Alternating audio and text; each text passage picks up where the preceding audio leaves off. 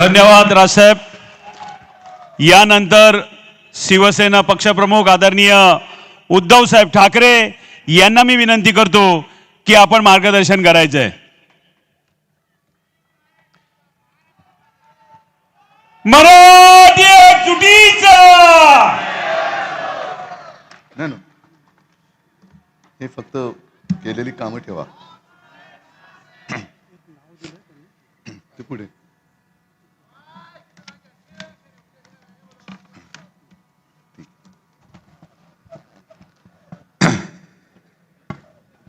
व्यासपीठावर उपस्थित महाराष्ट्र नवनिर्माण सेनेचे अध्यक्ष राज ठाकरे, संजय तर आमच्या दोघांचा कॉमन मित्र आहे. व्यासपीठावरील सर्वच तिन्ही पक्षाचे, राष्ट्रवादीचे सुद्धा नेते आहेत आणि उद्याचे या नगराचे नगरसेवक आणि जमलेल्या माझ्या तमाम हिंदू बांधवांनो, भगिनींनो आणि मातांनो, जरा आवाजाची गडबड आहे आणि एक 4 दिवसापूर्वी मला मुलाखतकाराने विचारलं होतं, इस चुनाव की खासियत क्या है. म्हटलं खासी यही खासियत है. सगळेजण खोकतायत, सगळ्यांनाच घशाचा त्रास होतोय आणि हा काय अचानक नाही झालेला. त्याच्या मागे हे सगळं जे काय राजनी सांगितलं ते षडयंत्र हळूहळू हळूहळू आपल्या गळ्यापाशी आवळत आवळत आवळत हा केवळ माझा नाही तर आपल्या सगळ्यांचा आवाज चेपण्याचा प्रयत्न चाललेला आहे. आज राज, तू 2 उमेदवार दाखवले ज्यांना 5 कोटीची ऑफर होती, 1 कोटीची होती. तशा त्या आणखीन एक ताई आहेत, ज्योतिताई, त्यांना पण ऑफर होती. त्यांनी नकार दिला. नाहीतर कोटी कोटी रुपये घेतल्यानंतर आपल्याला काय कळलं असतं. पण त्यांनी नकार दिल्यानंतर आपण काय करणार आहात हा प्रश्न आहे.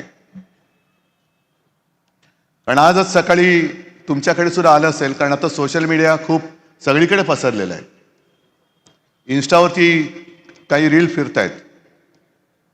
मी मगाशी आल्या राजू पाटलाने विचारलं की कल्याणमधलाच तो विभाग आहे ना, विभाग क्रमांक 29. हा, ज्योतिताई आहेत का? या बघा ताई, तुम्हाला आणि तुम्हाला सगळ्यांना खरंच खूप खूप धन्यवाद देतो आणि खूप निरोगी दीर्घायुष्य लाभो अशी आई जगदंबेच्या चरणी प्रार्थना करतो.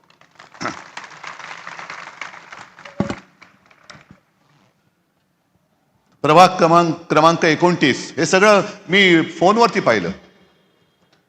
घराघरामध्ये पाकिटं जात आहेत, पैशाची पाकिटं. आणि हीच आता निवडणूक संपली आहे, नेमणुका सुरू झालेल्या आहेत. आणि आम्हाला किंवा तुम्हाला असं वाटत असेल की आपण मतदान करतोय म्हणजे आपलं सरकार निवडतोय. मला असं वाटतं की ही कदाचित शेवटची निवडणूक असेल, कारण याच्या पुढे आता देशाचे पंतप्रधान देश चालवतील असं वाटत नाही, राज्याचे मुख्यमंत्री राज्य चालवतील असं वाटत नाही. कोण चालवेल देश, कोण चालवेल राज्य, आणि आपण बसा बोंबलत. महापौर कोण होणार. मला एक गोष्ट कळत नाही, म्हणजे आम्ही 2 भाऊ 20 वर्षांनी एकत्र आलो. जेव्हा एकत्र नव्हतो तेव्हा विचारत होते एकत्र येणार की नाही येणार, उद्या तुम्ही असे कराल का, एकत्र येणार का. आता आलो.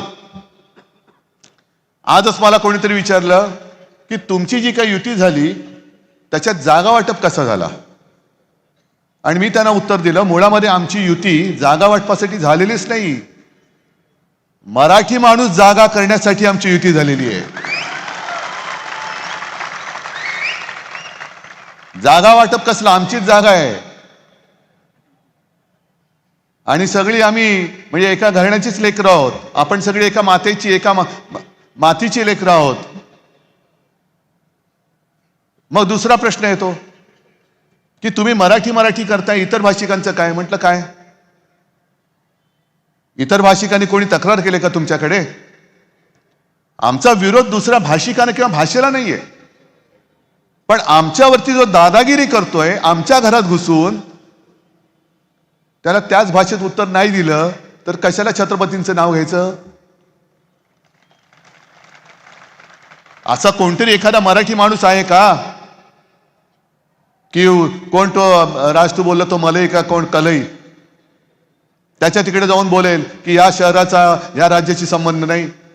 उभा चिरतील त्याला तिथल्या तिथे. आम्ही सहनशील आहोत, आम्ही सगळ्यांना आपलं मानत आलो, आणि आता आपलं मानता मानता जे कोणी आमच्याशी दादागिरी करतायत त्यांना थोडंसं त्यांना कानफटा एवढं दाखवून दिलं तर काय चुकलं आमचं? काय चुकलं काय आमचं? इतर भाषिकांचं आमचं काहीच म्हणणं नाहीये. मराठी आमची आई आहे, ठीक आहे, हिंदी आमची मावशी आहे, पण या गद्दाराबरोबर जो आणखीन एक गद्दार मुंबईचा गेलाय, तो जे मध्ये बोलला होता की मराठी माझी आई आहे, हिंदी माझी मावशी आहे, आई मेली तरी चालेल. अरे आईवरती वार करणारी अवलाद, म्हणजे एवढी गद्दार लोक या महाराष्ट्रामध्ये निपजू कसे शकतात हेच मला कळत नाही. आई मेली तरी चालेल, कशाला? आई तर पाहिजेच. मावशी असू द्या, काकी असू द्या, मामी असू द्या, आणखीन कोणी असू दे ना. मोहन भागवत सांगतात ना, कुटुंब वाढवा, मोठं कुटुंब घेऊन फिरा की. आम्ही कुठे नाही म्हणतोय, करा मोठं कुटुंब, सुखी कुटुंब. की त्याच्यातले नोकऱ्या किती जणांना लावणार हे भागवतांनी सांगावं, का नुसती बेकारांची फौज तयार करणार हिंदुस्थानामध्ये? जो माणूस शिवसेनेशी गद्दारी करतोय तोच आता ठाण्याशी गद्दारी करायला लागलाय, ठाण्याकरांची गद्दारी करायला लागलेला आहे. म्हणजे राजनी आता जे सांगितलं, वन जमीन 1001 एकर जमीन, म्हणजे मला धक्का बसतोय की ती जमीन त्यांनी देऊन टाकली आणि बाहेर पडल्यानंतर बावनकुळे म्हणतायत की मला माहितीच नाही ही वन खात्याची जमीन आहे. अहो कशाला तिकडे बसलाय झक मारायला मंत्री म्हणून? मुख्यमंत्री मी पण होतो, पण एक सुद्धा वन जमीन मी कोणाला 1 इंच सुद्धा उद्योगपतीला देऊ दिली नव्हती. उलट जंगलाची व्याप्ती मी वाढवली होती.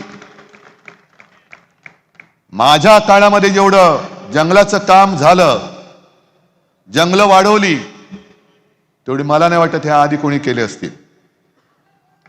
कोणीच केलं नसेल. आणि गणेश नाईकांना मला सांगायचंय, कारण त्यांनी कसं ते शेवटी माणूस आहे, माणूस आहे. त्यांनी मध्ये एक ऑर्डर काढली बिबट्याना, शूट ॲट साईट. कारण बिबटे आता मानवी वस्तीत घुसायला लागले. नाही घुसता कामा, बरोबर आहे, पण बिबटे जर का मानवी वस्तीत दिसले तर शूट ॲट साईट. मग माणूस जर बिबट्याच्या वस्तीत दिसला तर काय? मग काय करायचं?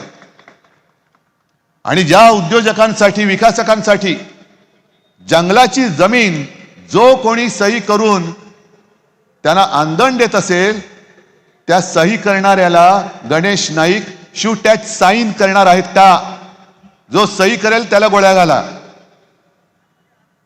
जो जंगल उद्योगपतीला देईल, जो त्याच्यावर सही करेल त्याला गोळ्या घाला. असं काम वनमंत्री गणेश नाईक करून दाखवणार आहेत का? हिंमत आहे का त्यांच्यामध्ये?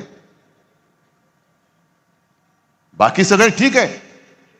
ही जी काय खेचाखेची सुरू आहे, कशासाठी खेचताय?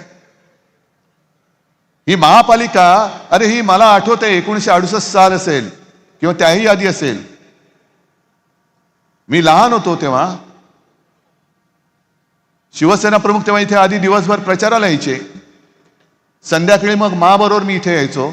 आणि ठाणं म्हणजे काय, तेव्हाचं ठाणं किती जणांना आठवत असेल, मला सुद्धा नीट आठवत नाही, पण बैलगाडीतून प्रचार केला जायचा, बैलगाडीतून. आणि वसंतराव मराठे हे पहिले जनतेतून निवडून आलेले नगराध्यक्ष होते शिवसेनेचे. आणि तेव्हा कम्युनिस्टांनी असं म्हटलं होतं की मुंबई त्यांची, आणि बाळासाहेब म्हणाले होते मग ठाणं माझं. या ठाण्यावरती बाळासाहेबांचं आतोनात प्रेम. म्हणजे 2012 साली जी शेवटची महापालिका निवडणूक झाली, त्याच्यात त्यांनी मला बोलून सांगितले की उद्धव, म्हणजे मला चिंता होती सभा घेऊ शकतील की नाही. आम्ही सांगत होतो सभा घेऊ नका. मला म्हणाले नाही, 2च सभा मी घेणार. 2 घेणार म्हणजे घेणार. एक मुंबई आणि दुसरं माझं ठाणं. माझं ठाणं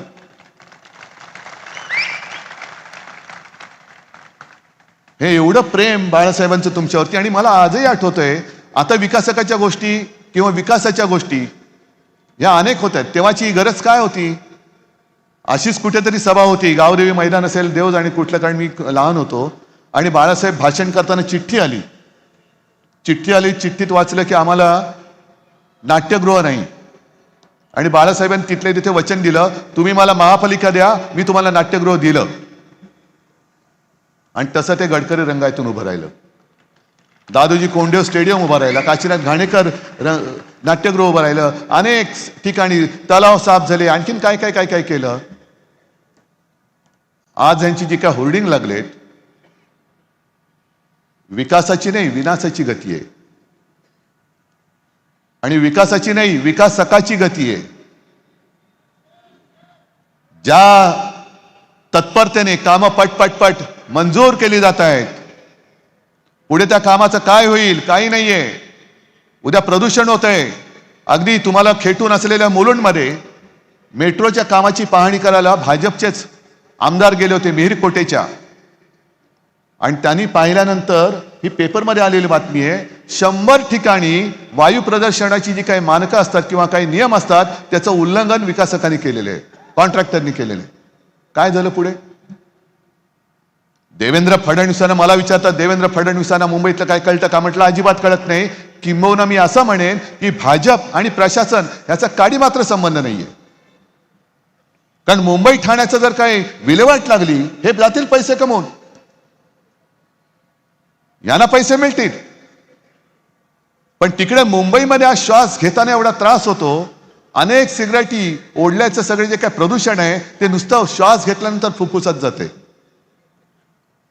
म्हणजे मुंबईमध्ये आता फक्त श्वास घेणं आरोग्यास हानिकारक आहे एवढंच पाट्या लावायच्या बाकी आहेत. पण उद्या जर का काही झालं तर हे ठाण्यातले गद्दार, जिकडे आनंद दिघे बोलले ते गद्दारांना क्षमा नाही, हे जातील निघून 5 स्टार शेतामध्ये हेलिकॉप्टर घेऊन. देवेंद्र फडणवीस जातील नागपूरला, आणि तिसरे जातील काका मला वाचवा म्हणून बारामतीला. ठाणेकर आणि मुंबईकर बसतील बोंबलत. आणि यांचा जो काही डाव आहे, मुंबईमध्ये मी पुस्तक घेऊनच फिरतोय सगळीकडे, कारण गेली 25 वर्ष मुंबईकरांनी मुंबई शिवसेनेकडे दिली, ठाणेकरांनी सुद्धा ठाणे शिवसेनेकडे दिलं, गद्दाराकडे नव्हतं दिलं. हा गद्दार निघेल हे तुम्हालाही माहिती नव्हतं, मलाही माहिती नव्हतं. तुम्ही विश्वास ठेवला, मीही विश्वास ठेवला, आपण दोघंही फसलेलो आहोत. पण मुंबईमध्ये ही पुस्तिका मी दिलेली आहे, तशीच ठाण्याची सुद्धा मी तुम्हाला द्यायला तयार आहे. कुठलंही पान तुम्ही उघडा, याच्यात मुंबईमध्ये केलेले एक काम, जी वचनं आम्ही दिली होती ती प्रत्येक वचनाची पूर्तता ही आम्ही केले, या पुस्तकात दाखवलेलं आहे. अगदी काही योजना, जसा कोस्टल रोड हा आपण केलेला आहे, मुंबईकरांच्या पैशातून केलेला आहे, पण कोस्टल रोडचं श्रेय हे घेतात आता. त्याच्यानंतर हिंदू हृदय सम्राट बाळासाहेब ठाकरे आपला दवाखाना, ही योजना आपली, पण यांनी सरकार पाडलं आणि फीत कापली. बरं, फीत कापली ते कापली. ठाण्यामध्ये काय झालं? ठाण्यामध्ये आपला दवाखान्यामध्ये साड्यांचं दुकान काढलं या गद्दारांनी. बाळासाहेब ठाकरे आपला दवाखाना, आत गेलं तर साड्या नेसवा त्या गद्दाराला आणि काढा दिंड त्याची. ज्यांना कॉन्ट्रॅक्ट दिलं, एकाच माणसाला दिलं होतं वाटतं 40 दवाखान्याचं कॉन्ट्रॅक्ट, पगार दिले नाही, बंद. कोणता कारभार चालले? कोणासाठी कारभार करताय? आणि जो एक अभिमानाने मी सांगत होतो, नेहमी एक गंगाजळी ज्याला म्हणतो आपण, महापालिकेची स्वतःची एक पैशाची साठवण पाहिजे, जी मुंबईची 92,000 कोटीपर्यंत आपण नेली होती. 92,000 कोटी. या हरामखोरांनी 70,000 कोटीपर्यंत काढली. आता या ठेवी कशासाठी असतात? जे शहरासाठी पुढची 50 वर्ष 100 वर्ष आवश्यक असलेले प्रकल्प आहेत, त्याच्यासाठी या ठेवी वापरल्या जातात. कामगारांची देणी देण्यासाठी ठेवली जातात, आणि नाहीतर त्याच्या व्याजावरती सुद्धा महापालिकेची बरीच कामं चालतात.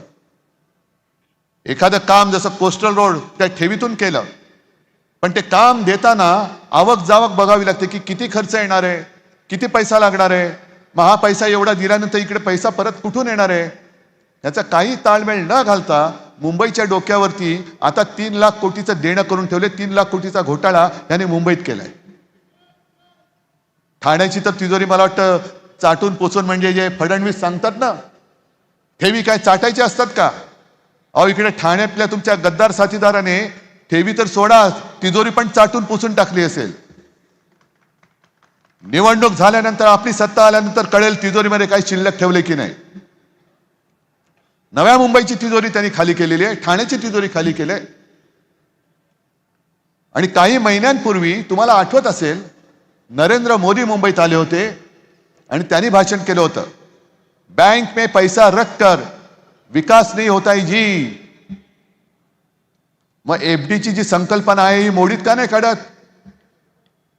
का सगळे जे चाकरमानी आहेत, जे नोकरी करतात, पगार मिळवतात आणि त्यातनं काही पैसे वाचून फिक्स डिपॉझिटमध्ये ठेवतात भविष्यासाठी, कशासाठी ठेवतात? का नाही त्यानं सांगत की उधर पैसा रखकर कुछ होता नहीं जी, तुम्ही काय देणार आहात पैसे?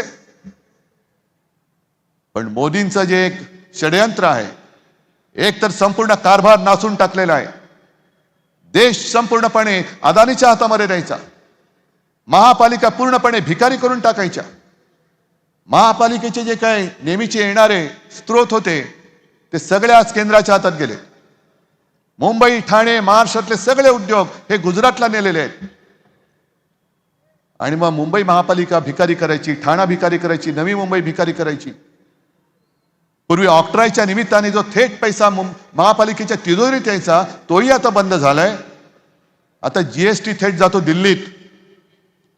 आणि मी मुख्यमंत्री होतो तेव्हा दर वेळेला चौकशी करायचो, किमान 20 ते 25 हजार कोटी रुपये हे दिल्लीतनं येणं बाकी असायचं, किमान 20 ते 25 हजार कोटी. मग प्रत्येक वेळेला आम्हाला त्यांना सांगावं लागायचं की अहो, आमच्या हक्काचे पैसे आम्हाला द्या. मग ते पैसे तिकडनं आल्यानंतर महापालिकेला पैसे द्यायचे, मग महापालिका ही नागरिकांच्या सेवा सुविधांसाठी ते पैसे वापरणार. याचा अर्थ स्पष्ट आहे की महापालिकांच्या तिजोऱ्या खणून काढायच्या, खणून. पूर्वी छत्रपती शिवाजी महाराजांनी स्वराज्यासाठी सुरत लुटली होती, आता हे 2 सुरतवाले छत्रपतींचा महाराष्ट्र लुटतायत. जेवढा इंग्रजांनी आपल्याला लुटलं नव्हतं तेवढे भाजपवाले आपल्याला लुटतायत. आणि मग पूर्ण यंत्रणा मारून टाकल्यानंतर रोज उठून सगळ्या महापालिका, सगळी राज्य ही मोदींच्या दाराशी भिकेचा कटोरा घेऊन उभी राहिली पाहिजेत. आणि ते देतील तेवढे तुकडे घेऊन जायचं, वरती आवाज नाही करायचा. हे असं आपल्याला आयुष्य पाहिजे? आज ज्या काही निवडणुका चाललेल्या आहेत, साध्या साध्या नगरसेवक पदासाठी तुम्ही करोडो रुपये वाटताय. मग जर समजा 5 कोटी रुपये यांनी घेतले नाहीत, पण अनेकांनी दुसऱ्यांनी घेतले नसतील, कशावरून? आणि पूर्ण राज्यभर आज 29 महापालिका आहेत, असा कोटी एक एक कोटी, किती कोटींचा पाडा म्हणायचा तुम्ही म्हणा. तो म्हटल्यानंतर तो दिलेला पैसा हा कोणाच्या खिशातून काढणार? म्हणजे खिशात तुमच्याच हात घालणार आहेत. आणि जर तुमच्या खिशात हात घालणार नसतील तर मग हा काय ड्रग्सचा पैसा आहे का? साताऱ्यामध्ये जी आहे एका ड्रग्सच्या फॅक्टरीवरती धाड पडली, सुषमाताईंनी त्याचं सगळं बिंग फोडलं होतं, पण काही नाही. देवेंद्र फडणवीस, मी म्हणेन एवढं कोडगं सरकार आजपर्यंत महाराष्ट्राला कधी लाभलं नव्हतं. कोडगे आहेत सगळे, निर्लज्ज आहेत. विधिमंडळामध्ये सुद्धा शिवसेनेच्या आमदारांनी पुराव्यानिशी प्रकरणे त्याने दिली. कोणाचे डान्स बार आहेत, कोणाच्या काय अवैध खाणी आहेत, काही नाही. Clean chit, clean chit. आणि आम्ही काही जर का केलं तर बोंबा बोंब, आम्ही करतच नाही, पण बदनाम करून टाकायचं. म्हणून काल जे मी म्हटलं त्याच्या आधी म्हटलं होतं की पूर्वीचा भाजप होता तो आता मेला आहे. मी हे स्पष्ट सांगतोय, कारण पोपट मेला आहे कोणतरी सांगण्याचं धाडस करायला पाहिजे, ते मी करतोय. पूर्वीचा भाजप मेला आहे. कारण पूर्वीच्या भाजपामध्ये राष्ट्र प्रथम होतं. आत्ताचा भाजप हा चोर प्रथम, भ्रष्टाचारी प्रथम, गुंड प्रथम, तुमच्या ठाण्यातला एक तो गुंड, काय त्याचं नाव, त्याला वर्ण आधी अडवलं होतं, त्याच्यानंतर घेतलं त्याला. म्हणजे भाजपचं कसं झालेलं आहे की आधी करायचं, म्हणजे आता ही वनजमीन दिली, त्याच्यानंतर त्या तुषार आपट्याला स्वीकृत नगरसेवक केलं, आणखीन कोणी मग काहीतरी केलं, मग त्या पालघरच्या साधू हत्याकांडात ज्याच्यावरती आरोप केले त्याला पक्षात घेतलं. आणि मग लोकांनी म्हणजे आधी कपडे काढायचे, स्वतःच कपडे काढणार आणि लोक असली का पुन्हा निर्लज्जपणे कपडे काढणार. पण मधल्या काळात काढले होतेच ना कपडे, पाहिले ना लोकांनी. पूर्वी ती एक पेनची जाहिरात होती ना, सब कुछ दिखता है, तसं भाजपचं चाललेलं आहे. अगदी कोडगेपणाने लोकांची मनं वगैरे. या कल्याण डोंबिवलीमध्ये सुद्धा जनसुनावणी झाली. अदानी सिमेंटचा प्लांट टाकतोय ना, अदानी सिमेंटचा प्लांट कल्याण डोंबिवलीमध्ये. प्रदूषण होणार आहे. आज बऱ्याच दिवसांनंतर माझ्या वेळेला एकदा झालं होतं आणि तेव्हा मी त्या प्रदूषण करणाऱ्या फॅक्टऱ्यांना टाळं लावायला सांगितलं होतं. मला आधी सूचना दिली कोणीतरी, कारण सगळे कसे जपून जपून असतात. मी गेलो तिकडे, गुलाबी रस्ता, म्हणजे त्याच्यावर सुद्धा आता गाणं येईल, गुलाबी रस्ता आणि बाकी काय छान छान म्हणून. गुलाबी रस्ता झालेला. मी गेलो, खरंच गुलाबी. म्हटले कसं काय झालं, कारण मोदी आहे तो मुमकिन आहे. रस्ता गुलाबी पण होऊ शकतो, गुलाबी आणखीन काही होऊ शकतं, मोदी आहे तो मुमकिन आहे. आणि मला मग मी विचारलं याच्यावर उपाय काय. मग मला अधिकाऱ्यांनी सांगितलं की साहेब आपण असं करू, यांना सांगू 6 महिन्यामध्ये तुम्ही ज्या गोष्टींमुळे प्रदूषण होतंय ते प्रदूषण होऊ न देणारी उपकरणं लावा, नाहीतर आम्ही तुम्हाला बंद करू. म्हटलं नाही, तसं नाही करायचं. त्यांना सांगायचं आधी तुमच्या कारखान्याला मी टाळं लावतोय, तुम्ही ताबडतोब ती उपकरणं लावा. 6 मिनिटात लावा, 6 तासात लावा, 6 महिन्यात लावा, 6 वर्षात लावा, नाही तर नका लावू. पण जोपर्यंत तुम्ही लावत नाहीत तोपर्यंत तुमचं टाळं मी उघडत नाही. मग पुढे काय झालं माहिती नाही, परत गुलाबी रस्ता, गुलाबी रस्ता आणि पैसे छान छान. हा कसा चालणार कारभार. आज ज्या गोष्टी आम्ही तुमच्यासाठी केल्या ह्या तुमच्या समोर आहेत. वचननामा सुद्धा आम्ही तुमच्या समोर दिलेला आहे. आणि ठाणेकरांना मला विचारायचंय, आम्ही 2 भाऊ कशासाठी एकत्र आलोत. जर उमेदवाराला 5 कोटीची ऑफर होत असेल तर आम्हाला कितीची ऑफर होऊ शकते. का म्हणून आम्ही रक्त आठवायचं, का म्हणून आम्ही यांच्या समोर उभं राहायचं. पण आमच्यातलं जे रक्त आहे, ठाकरे रक्त, हे आम्हाला गप्प नाही बसू देत. ज्या प्रबोधनकार ठाकरेंनी संयुक्त महाराष्ट्राच्या चळवळीमध्ये नेतृत्व केलं होतं त्यांचे आम्ही नातवंड आहोत. आम्ही त्यांचे लाड जरूर करू. पण जर का आमच्या खांद्यावरती बसून पुढे काय म्हणतात तुम्हाला माहिती आहे, तसं काय करण्याचा प्रयत्न केला तर कानफटात पण मारायला आम्ही कमी नाही करणार आहोत. सगळे एकत्र राहतो. हे सुद्धा मी मुंबई मॉडेल म्हणून पुस्तक केलेलं आहे. कोरोनाचा काळ काय होता तुम्हाला माहिती आहे. मुंबई मॉडेल ज्याचं कौतुक हे जगभर झालेलं, हे फोटो मी दाखवते तुम्हाला, या पुस्तिका वाटल्यात.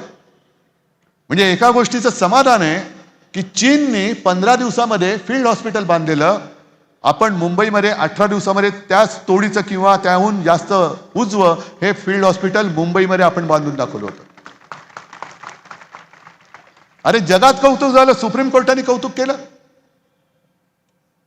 आणि ही लोक करोना काळामध्ये भ्रष्टाचार काय केला. भ्रष्टाचार करोना काळामध्ये जो पीएम केअर फंड स्थापन केला गेला होता त्याचा हिशोब पहिला द्या आणि मग आमच्यावरती भ्रष्टाचाराचे आरोप करा. या भाजपवाल्यांनी तेव्हा मुख्यमंत्री निधीला पैसे नव्हते दिले. महाराष्ट्रामधनं निवडून आलेले भाजपवाले त्यांनी दिले होते पीएम केअर फंडला पैसे. कोणाच्या मालकीचा फंड आहे तो, काय चाललंय त्या फंडामध्ये, आता किती पैसे आहेत त्याच्यामध्ये, कसा वाटप झाला त्याचा, द्या त्याचं उत्तर. पण आपण जे काय केलं त्याचं कौतुक तर सोडा. आता धारावी गिळायला निघालेले आहेत. मुलुंडमध्ये म्हणजे तुमच्या वेशीवरती त्या लोकांना आणणार आहेत तिकडे. मग धारावी जेव्हा करोनाची लढत होती तेव्हा देवेंद्र फडणवीस आले होते, अदानी आला होता, कुठेतरी कधीतरी त्यांना पाहिलं होतं. पण जेव्हा मी महाराष्ट्र वाचवत होतो, मुंबई वाचवत होतो, त्याच वेळेला उत्तर प्रदेशमध्ये गंगेत, भाजप शासित राज्यामध्ये गंगेत प्रेत वाहत होती. हिंदू मुस्लिम करताय ना, मग गंगेत वाहणारी प्रेत कोणाची होती? हिंदूंची होती का मुसलमानांची होती? गुजरातमध्ये मैदानामध्ये चिता जळत होत्या, कोणाच्या होत्या त्या? हिंदूंच्या होत्या का मुसलमानांच्या होत्या? का तुम्ही आमच्या या रोजच्या जीवनाच्या निवडणुकीमध्ये धर्म का आणतायत? भाषिक विष का कालवतात? सुरुवात त्यांनी केलेली आहे, शिवसेनेची आणि राजची आणि अर्थात पवार साहेबांची. जर सत्ता आली तर अमुक अमुक महापौर होईल. मग आम्ही जेव्हा म्हटलं की मुंबई आणि आज ठाण्याचा सुद्धा महापौर मराठी होईल, मग हे म्हणायला लागले नाही महापौर हिंदू होईल. का हो? तुम्ही मराठी माणसाला हिंदू नाही मानत? आम्ही सांगतो ना, जे शिवसेना प्रमुख सांगायचे की देशामध्ये आम्ही हिंदू आहोत पण महाराष्ट्रामध्ये आम्ही मराठी आहोत, देशामध्ये आम्ही हिंदू आहोत पण गुजरातमध्ये आम्ही गुजराती आहोत, देशात आम्ही हिंदू आहोत, बंगालमध्ये बंगाली आहोत. प्रत्येक भाषेचा प्रांत आहे आणि त्या त्या प्रांतामध्ये त्या त्या भाषेचा मान हा राखला गेलाच पाहिजे. आम्ही आमच्या घरात आमच्या भाषेचा मान मागतो आहोत, तुमच्या घरात येऊन नाही मागत आहोत. आणि इतर राज्यामध्ये मला एक माणूस असा दाखवा, मराठी माणूस जो तिकडे जाऊन दादागिरी करतोय. आहे कोण? तिथे जाऊन तो बिल्डर झालाय आणि तिथल्याच माणसाला घर नाकारतायत, उभा चिरतील त्याला तिथल्या तिथे. आमचं भांडण फक्त न्याय हक्कासाठी आहे. आम्ही ही सगळी करोना काळामध्ये जी कामं केलेत याच्यामध्ये सर्व भाषिकांची, सर्व अगदी मुसलमान सुद्धा त्याच्यामध्ये होते, त्यांना सुद्धा उपचार केलेले आहेत. ख्रिश्चन सुद्धा होते, त्यांचे सुद्धा उपचार केलेत. गुजराती होते, उत्तर भारतीय होते, जैन होते, सगळेच होते, त्यांना सुद्धा उपचार करून आपण बरं करून घरी पाठवलेले आहेत. जी कामं आपण ठाण्यात केली, मुंबईत केली, कोस्टल रोड केला, त्या कोस्टल रोडवरनं सगळेच जातात ना, सगळे धर्मीय जातात, सगळे भाषिक जातात.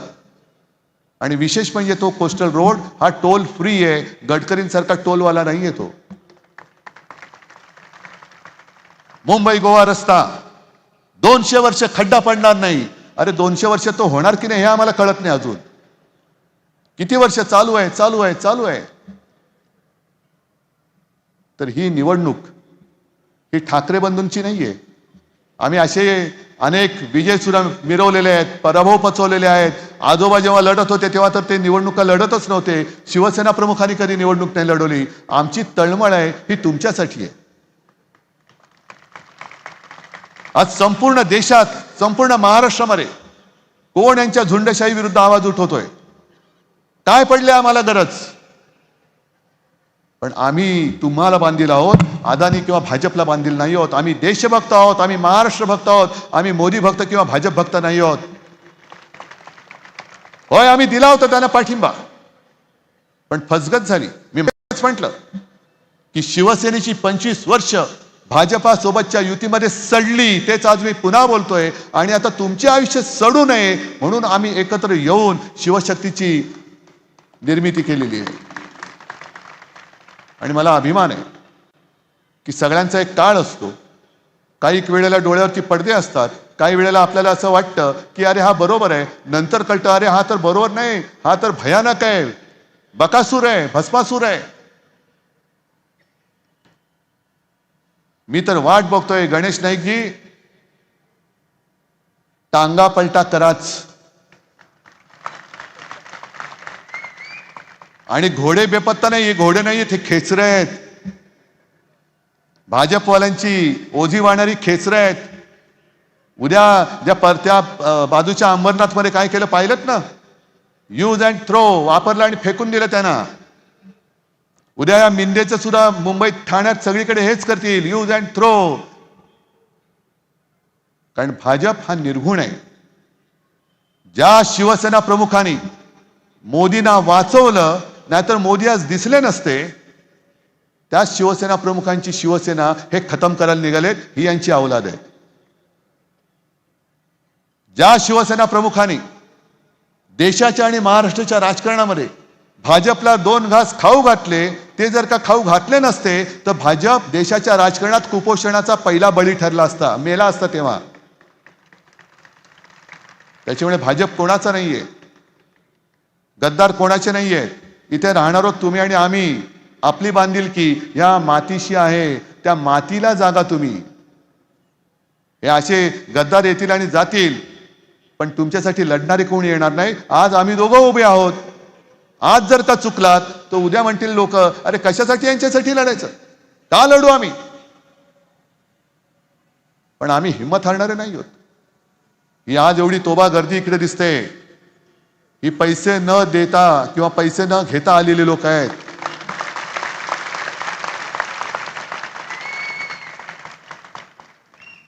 आणि मशालीला मत, इंजिनाला मत आणि तुतारीला मत, म्हणजे आम्हाला मत नाही, तुमच्या चांगल्या आयुष्याला तुम्ही मतदान करताय. तुम्ही ठरवायचंय की तुमचं आयुष्य कसं पाहिजे, तुमच्या कुटुंबियांचं आयुष्य कसं पाहिजे. हवा स्वच्छ पाहिजे, शिक्षण स्वच्छ पाहिजे, पाणी स्वच्छ पाहिजे, का तिकडे भाजप शासित राज्यात दूषित पाण्याने जी लोक मेली, आजारी पडली, तसं पाणी तुम्हाला पाहिजे का. आणि हा एकदा विचार केला तर मला वाटतं निवड स्पष्ट आहे. जिथे जिथे मशाल असेल तिथे मशाल, जिथे इंजिन असेल तिथे इंजिन, आणि जिथे तुतारी असेल तिथे तुतारी. तिसरा झाल्यानंतर चौथा विचार नाही. एवढी स्पष्ट स्वतःच्या आयुष्याची दिशा ठरवणारी निवडणूक आहे. त्याच्यामुळे ती दिशा ही तुम्हीच ठरवायची. तुम्ही एकदा ठरवल्यानंतर पुढची सगळी वचनं पाळण्याची जबाबदारी ही आमच्या 2 भावांची. आणि हा ठाकरेंचा शब्द आहे, मोदी गॅरंटी नाहीये. हा ठाकरेंचा शब्द आहे. ठाकरे जे बोलतात ते करतात, पण ठाणेकर बोलतात ते करणार का, नक्की. मग विजय मिरवणुकीला आम्ही यायचं. महापौर आपला. सगळ्यांना शुभेच्छा देतो. जय हिंद, जय महाराष्ट्र. धन्यवाद सर. यानंतर राष्ट्रगीत होईल.